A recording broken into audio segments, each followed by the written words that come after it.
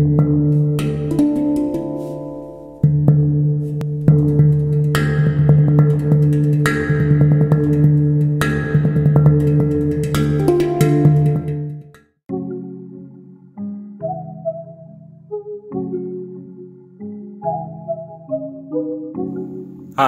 I'm JC Futrell, and this is Friday Doughnuts. Every week I'll be delivering donuts to a different RedLine Resident Artist.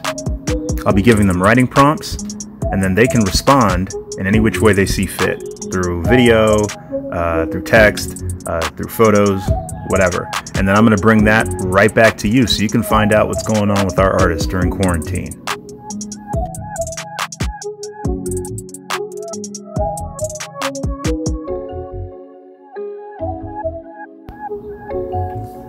This week's artist is the indelible Regan Rosburg. Not only is Regan an amazing artist, but she's also one of our ArtCore mentoring mentors. So shout out to Regan. Hey everyone, my name is Regan Rosburg and I'm one of the resident artists here at RedLine. And I'm doing the coffee and donuts for this week and have some questions to answer for you guys. Yes, I've already eaten the donuts and they were delicious. So one question is for me to talk about the experience of being in the building during the COVID epidemic and what the mood's been like. So I'm fortunate enough to live nearby, and so I have been working in my studio, but at the beginning I was working at home and I was a little bit too depressed and kind of freaked out to leave my house, as many people were as well. But I did start working on one piece, and I brought it here and kept working on it. The mood in the building was kind of sad. It was very dark and the lights were off. It was cold. There were no people around at all. And so, you know, one of the things about RedLine that's the most amazing thing is to have these conversations with other artists that get you thinking about your own work and the world in general and their work.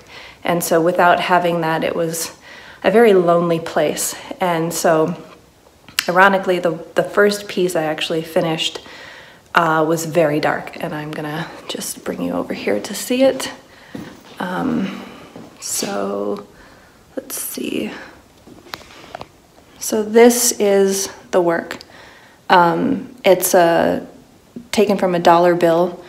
The title is One, and there are a couple of ravens in the middle, which, if you're familiar with my work, I've always loved ravens and I've always loved birds. And I didn't intend for it to be this dark, but towards the end it just, you know, I tried a different kind of pattern. I've been trying to work on a different kind of material, and it just ended up looking like the COVID virus itself, or at least my subconscious interpretation of that. So that's the piece. From there, I started going back to, you know, redesigning my studio and making it a little bit more homey, because when I want to move past something in my work, I generally will redesign the studio and put things away, get rid of things, and start fresh. So, and people would come to RedLine to work on their own things, and seeing anybody here was this incredible kind of breath of fresh air, because it was like, oh my God, another person, and just talking about their lives and how they were responding to the crisis and how it's changed so many of us and made us go internally to think about these things has been pretty incredible. For my own work, I feel like the COVID virus is kind of an extension of what I've been interested in anyway. I feel that the slowing down that has happened for a lot of people is a chance for us to kind of reflect on what's important. And I find it very interesting that there are a lot of places in the natural world where nature is taking over what industry and population once dictated as its space. So for nature to kind of come alive before our very eyes without an apocalyptic elimination of everybody, you know, we're able to kind of sit on the sidelines or off the stage and watch how nature just kind of claims these places, I think is a unique opportunity, and it's something that we should be paying attention to. It'll all go back, or it'll go back somewhat to normal, but I feel like this is a good chance for us to see what we want to be normal and what's important to us as people, and to see that we don't necessarily have to be everywhere all the time traveling so much. So that's one thing that I've been thinking about that's affected my work. Another question that I had was, what's been inspiring me during COVID, and have I embraced nature or technology? Is technology more appealing during the social distancing? So both. I find that the fact that we are interfacing a lot more with technology is frying my brain, honestly. I've never been on so many Zoom calls. I teach online anyway, and there's text messages and communication through news, and we're doing this really great online discussion thing through RedLine, so a lot of us can share articles and have these discussions every Thursday, which has been great for me. But I have noticed that at one point I felt so saturated that I couldn't think very clearly anymore, and it was kind of causing me a little bit of anxiety. So I've tried to balance that by limiting my time online and spending more time in nature. I found gardening to be this incredible release and a way for me to slow down. I've been going on hikes, I've been going on walks, and I've been completely fascinated by how much more we can hear lately in the natural world. The birds singing. I visited my mom's house, and there were more birds than I've ever seen, the entire time I lived there. I'm 43 years old, and I don't remember that many birds ever. So that's been nice. I do feel like technology has its place, and I think that we'd be struggling a lot more if we didn't have the access to communication right now, but I think it's a good time to just kind of get back to our roots. So I did make some work with a little bit more of the natural objects recently. These are some of my pieces from Omega, which I made a few years ago. And I've also displayed all of my skulls. And I've been cleaning skulls.